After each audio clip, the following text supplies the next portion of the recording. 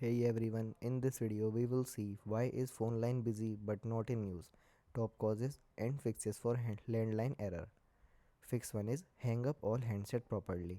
Check every phone connected to the line, then make sure each headset is placed correctly on its base. If a cordless phone is off the hook, place it back on the charger, then test the line again. Second one is restart the cordless phone. Remove the batteries from the handset, then unplug the phone base from power. Then wait 30 seconds. Reconnect power and batteries, then test the phone. Third one is check the phone line cable. Make sure the phone cord is firmly connected, then look for cuts, bends or damage. Then replace the cord if it looks worn. Then test the line again. Fourth one is reset your phone service equipment. If your landline uses a modem or phone adapter, unplug its power. Wait 30 to 60 seconds, then plug it back in. Wait for all indicator lights to become steady. Test your landline. Fifth one is check for wiring problem.